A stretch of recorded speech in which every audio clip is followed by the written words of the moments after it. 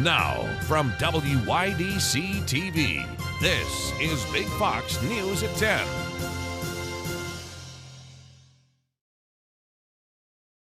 Good evening, I'm Anna Manuel. Tonight we're covering the total solar eclipse that can be seen in full view in western New York this April. Our Sonia Ellison joins us now with a report on how many people from the southern tier plan on making the trip for the rare experience. April 8th is the last chance to see a total solar eclipse in North America until 2044. Our Corning Elmira area will have partial visibility of the eclipse on April 8th, but that day in Buffalo there will be total visibility of the total solar eclipse. I live up north first and it's already booked for everything up there. Troopers in Buffalo area are ramping up security as many will come to the area to experience the rare event, with Buffalo area schools closing for the day of the eclipse. Coming in, it'll be a lot of people. Hotels and everything are booked already. The last eclipse of this magnitude was 7 years ago in 2017. Oregon had traffic gridlock, taking law enforcement 20 hours to free up. In Kentucky, there were accidents when people didn't pull over in the minutes of the eclipse's total darkness. For safety, make sure you're not driving and stay still in a safe location before eclipse gazing. I got my glasses. The American Astronomical Society says to stick to trusted brands like American Optics, Daystar Filters, Flip & Shanes, Rainbow Symphony, and Thousand Oaks Optical for your safety glasses. Don't buy glasses from Amazon, eBay, and Temu as they may be unsafe and cause permanent eye damage. There are plenty sticking around in Corning to enjoy partial visibility of the eclipse. I might check it out. The eclipse in Corning is expected to reach maximum view at 3:22 p.m. on April 8th. Actually, I probably will see it here if there aren't clouds in the sky. If there are clouds in the sky, none of us will be seeing it here. In Buffalo, a maximum view is expected around 3:20 p.m. Kind of a once-in-a-lifetime thing, so it'd be pretty cool to see. Sonia Ellison, Big Fox News. Corning Incorporated filed a WARN notice with the State Department of Labor that 107 of its employees at its Irwin plant will be laid off. According to the notice, the layoff will happen May 19, 2024. 532 workers now work at the plant, and employees were sent letters by Corning Inc. stating the layoff is due to the closing of one of its production lines.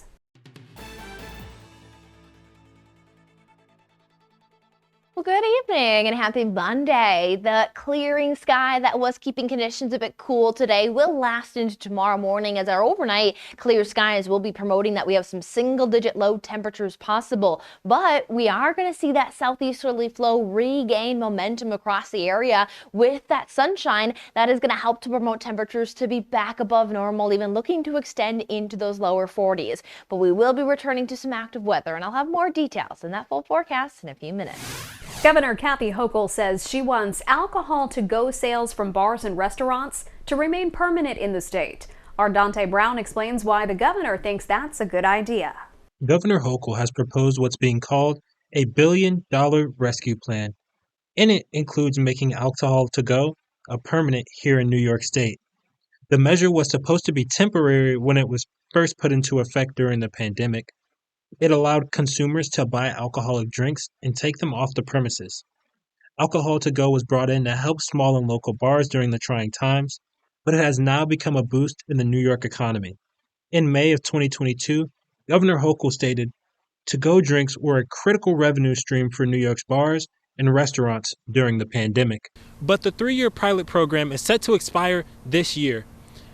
And while the world has opened back up, Governor Hochul still believes that alcohol to go can be a major part of the New York State economy and still help small businesses and local restaurants thrive. New York would not be the first state to pass the new law. It would become the 18th such state to pass a bill, joining names such as Arizona, Oregon, Texas, Georgia, and Florida that have made alcohol to go a permanent part of their states. Dante Brown, Big Fox News, Corning. The Horseheads Historical Society has started displaying art from the Art Society at the Historical Society Museum. Paintings by Diane Brownell and Laura Matson are featured in the exhibit for 2 months. The Historical Society displays art from the Art Society throughout the year. For more information, check out the Horseheads Historical Society Facebook page. A quick shout out now to the Elmira Express Varsity Boys Bowling Team. They claimed the Section 4 Class A championship. The next stop is the New York State qualifiers next Saturday. Congratulations. A reminder that the Elmira City School District is holding a Meet the Author event.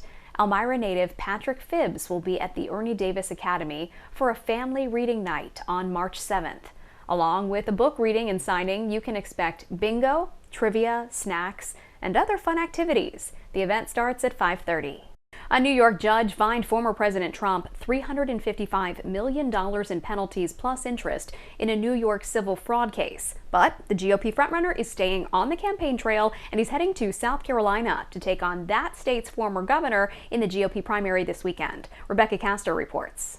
After 2 major legal losses, Donald Trump might owe millions. But the former president appears undeterred in his race for the White House. And these repulsive abuses of power are not just an attack on me. They're really an attack on you and all Americans. It's a disgusting thing. Trump now owes more than $453 million after a New York judge found him liable of committing financial fraud running his businesses. This is on top of the $88 million he owes writer E. Jean Carroll for defamation. These penalties may put a dent in Trump's finances, but here's one way he's making some extra cash. Gold high-top sneakers he showed off at an event over the weekend, priced at $399. That's the real deal. Trump and Nikki Haley are just days away from their next major contest in South Carolina. It's Haley's home turf, and she's crisscrossing the Palmetto State trying to gain traction. People need to understand that if he wins the nomination, we lose the race. It's that simple. He can't win a general election.